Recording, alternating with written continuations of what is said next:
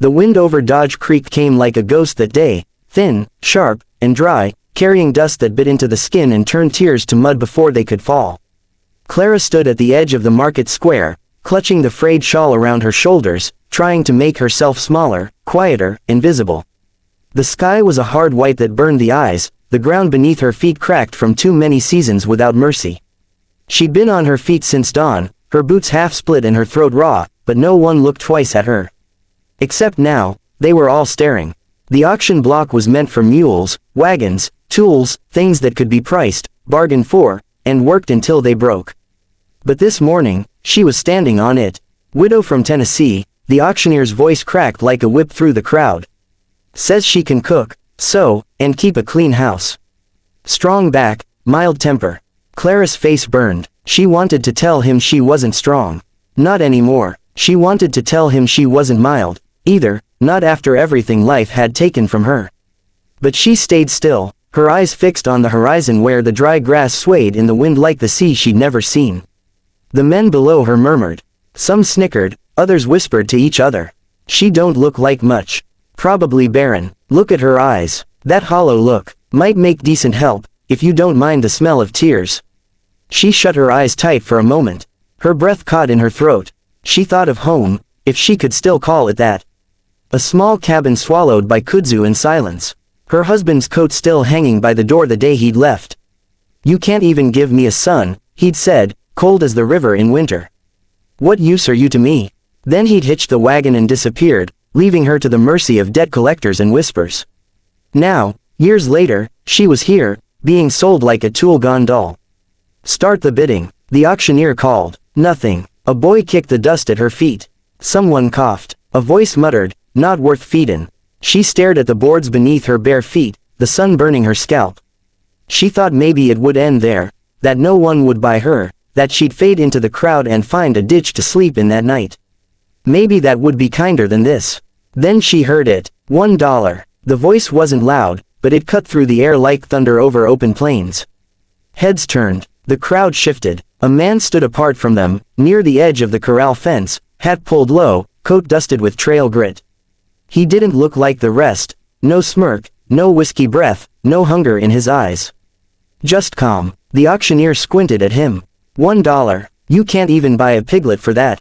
The man shrugged. Ain't buyin' a piglet. Laughter rippled through the onlookers, but it faltered when he stepped forward and dropped a silver coin onto the table. It landed with a hard, clean ring. Cash, he said simply. The auctioneer hesitated, looking from the coin to the man, then to Clara. She could feel everyone's eyes burning holes through her. Well, the auctioneer drawled, sold to the rancher from Hollow Creek. The hammer came down, and the sound echoed like a gunshot in her ears. Clara's heart stumbled. She didn't know whether to feel relief or dread. The man walked toward her, slow but sure. He was tall, shoulders broad under his worn coat, hair the color of wheat left too long in the sun. His face was lined from years of wind and labor, but his eyes, gray, steady, held something unfamiliar, decency. He stopped in front of her and held out his hand. Luke Harlan. She hesitated, then placed her trembling fingers in his. His grip was firm, warm, and respectful.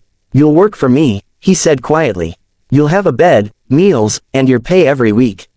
No one will touch you. Ever. She blinked at him, not trusting what she heard. You bought me for work.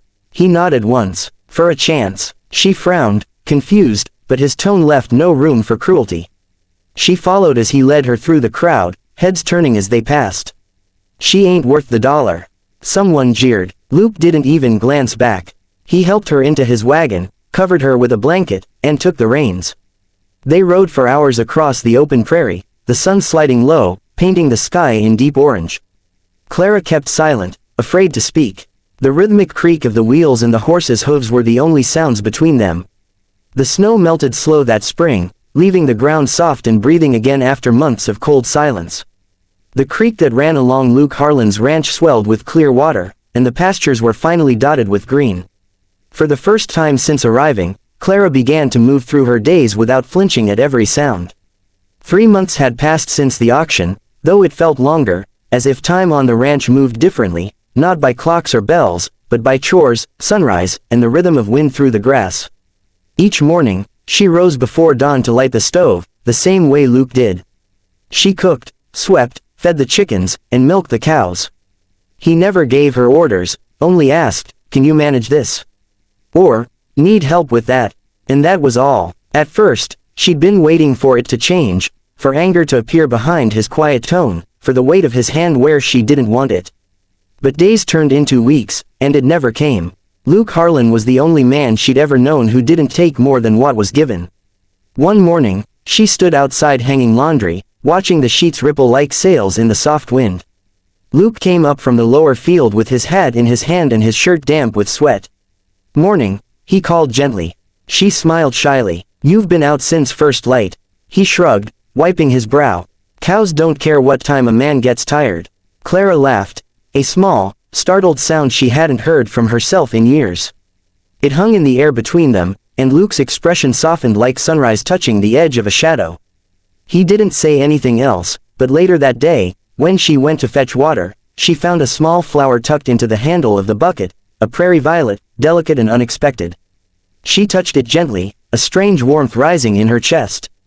That evening, she found him mending a fence. The sky was streaked pink and gold, the air thick with the scent of wild sage. "You left this," she said, holding up the flower. Luke glanced up, the corner of his mouth lifting. "Maybe the wind did it."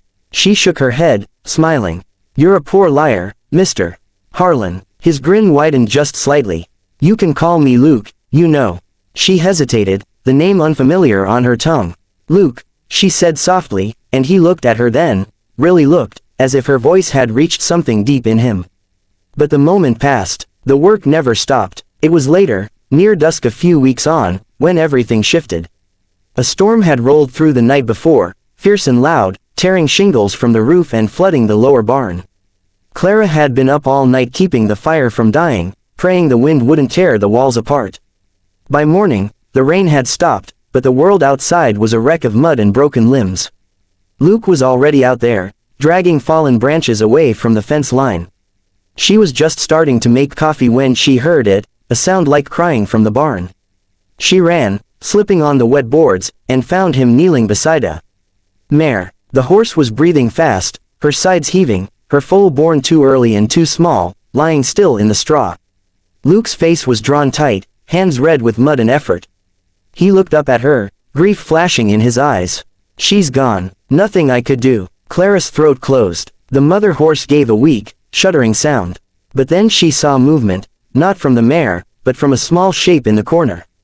Another foal, half hidden in hay, barely breathing. "Luke," she gasped. "There's another." He turned fast, then froze. The foal's sides fluttered weakly, eyes still sealed. Without thinking, Clara pulled off her shawl and scooped the tiny thing into her arms. "It's cold," she whispered, pressing it to her chest.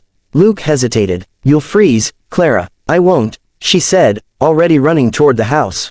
He followed her, disbelief plain on his face as she knelt by the hearth, wrapping the foal in her shawl, rubbing gently, whispering to it like a prayer.